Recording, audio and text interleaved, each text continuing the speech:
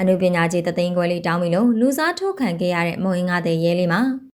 ပရိသတ်များလုံးပဲမင်္ဂလာပါရှင်အနုပညာအလုံးများနေပါလာပြီးတဲ့နောက်ပိုင်းမှာစားဝတ်နေရေးအခက်အခဲကြောင့်မုံဟင်းကားဆိုင်ဖွင့်ရောင်းချခဲ့ရတဲ့တရုတ်ဆောင်ရဲလေးမှာကတော့မပြေလည်တဲ့အချိန်မှာမုံဟင်းကားကဝန်ရီကိုဖြည့်ရှင်းပေးခဲ့တာကြောင့်မုံဟင်းကားကကျေးဇူးရှင်ဖြစ်လာပါတယ်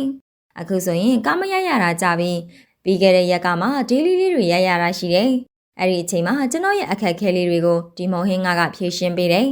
ဒီမုံဟင်းကားကကျေးဇူးရှင်လို့လည်းပြောလို့ရတယ်ဝမ်းစာဖြစ်သွားပြီလေဒီအလုပ်ကိုလည်းမစွန့်လွတ်ဘူးအနုပညာအလုပ်ကိုလည်းမစွန့်လွတ်ဘူးနှစ်ခုလုံးတွဲလုပ်မယ်လို့ရဲလေးမကပြောပါတယ်ဝမ်းစာအတွက်အထောက်အကူဖြစ်ခဲ့တဲ့ဒီမုံဟင်းကားရောင်းတဲ့အလုပ်ကိုတော့ဘယ်တော့မှစွန့်လွတ်မှာမဟုတ်ပဲအနုပညာအလုပ်နဲ့တွဲလုပ်သွားမှာဖြစ်တယ်လို့သိရပါတယ်အနုပညာကိုမျှော်ကိုပြီးအလုပ်လုပ်ရလို့မရတော့ဘူးလေအနုပညာအလုပ်ကရင်သွားမလားရိုင်သွားမလားဘာဖြစ်လာမလဲဆိုတာကြိုမတွေးနိုင်ဘူးပရိသတ်ကတော့ရဲလေးမရဲလို့ချစ်ကြပေမဲ့ငွေရောင်ပိတ်ကားပေါ်မှာဖန်သားပြင်ပေါ်မှာရောက်ရှိလာဖို့ကပရိုဂျူဆာရဲ့အကျိုးမရှိရင်ကျွန်တော်တို့ဘာမှအလုပ်လုပ်မှာမဟုတ်ပါဘူး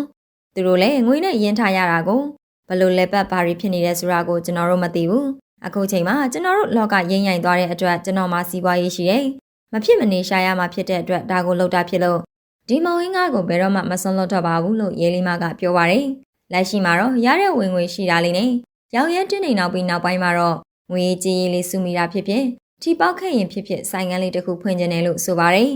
ကျွန်တော်မှလောဘသိမ့်မရှိဘူးဆိုတာကလေရနေတာကိုရောင်ရဲတင်းတက်တယ်ငွေကတော့ကိုလဲလိုချင်တယ်သူလဲလိုချင်တယ်ဒါပေမဲ့လောကမှာငွေနဲ့ဖြည့်ရှင်းလို့မရတာတွေအများကြီးရှိတယ်ကျွန်တော်ဆိုရင်တပိုင်းတနိုင်ရောင်းရတာကိုမိသားစုစားရတယ်ဝိုင်းရီအတွက်ဖြည့်ရှင်းလို့ရတယ်ဆိုရင်ကျင်းတယ်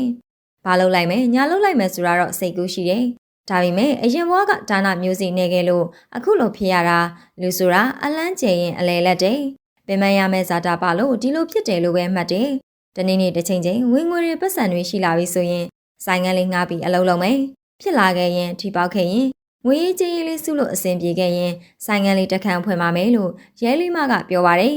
အနုပညာလောကမှာခေါင်းပုံဖြတ်လာတာတွေများတာကြောင့်မွေးငါပဲဆက်ရောက်နေရပြီးတခါကတာတီကြီးဇက်ကမှာဒေးလီကျ3သိန်းခွဲတောင်းပြီးလို့ကိုနေရာကိုတခြားသူနဲ့အစားထိုးခံခဲ့ရတယ်ဇက်ပိုတွေမှာလည်းခံစားချက်ရှိပေမဲ့အခွင့်အရေးဆုံးရှုံးမှကြောက်လို့မျိုးသိရတာတွေအများကြီးပါလို့ရင်ဖွင့်ခဲ့ပါတယ်